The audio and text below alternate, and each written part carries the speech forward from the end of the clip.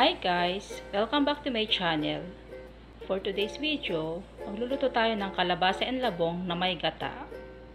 Ito ang ating mga ingredients: 1 piece onion, 4 cloves of garlic, luya, tanglad, dahon ng sibuyas, 1 piece tomato, red and green chilies, 1 tablespoon salt, 1 piece shrimp cube, 2 tablespoon na patis, meron din tayong isda, 500 grams na labong, 500 grams na kalabasa, talbos ng kamote, tapos meron din tayong gata.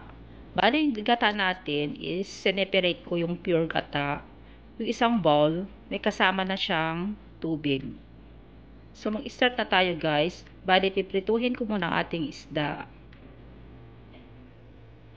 Bali, meron na tayong mainit na mantika dito. So, ilalagay ko na yung ating isda.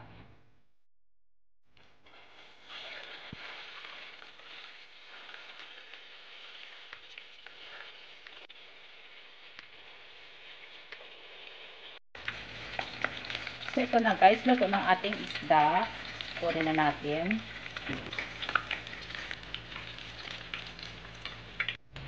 Next, magluto na tayo ng ating sabaw. Ilagay na natin ang ating gata.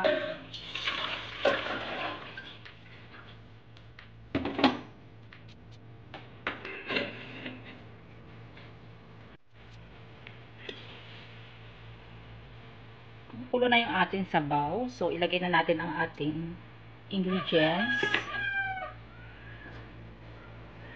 Ang tanglad,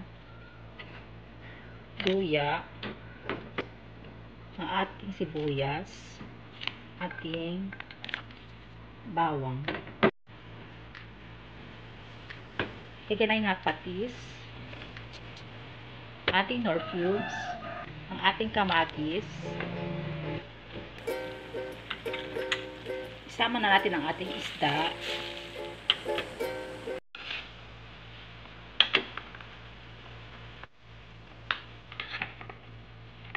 Isama na ang ating kalabasa.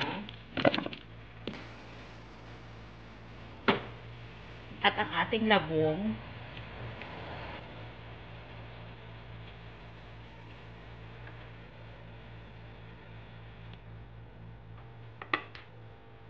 Takpan natin.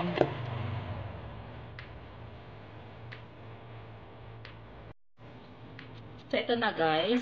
Luto ng ating kalabasa and labong. Ilagay ko na yung ating maanghang na sili. And ang ating kakang gata.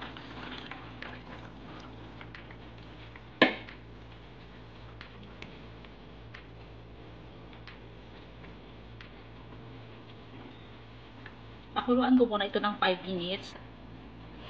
Then, ilagay ko na ang talbos ng kamote. Isama na rin natin ang ating asin.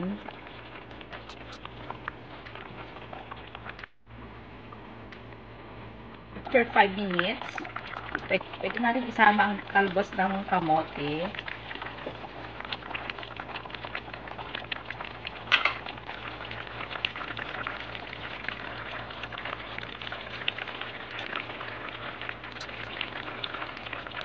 Pakuluan ko lang ito ng 1 minute. Tapos, okay na siya guys. Takpan natin.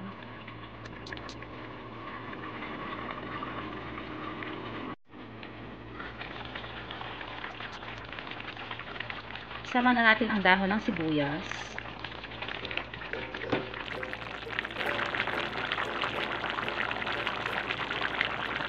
Ito na guys, luto ng ating labong and kalabasa na may gata.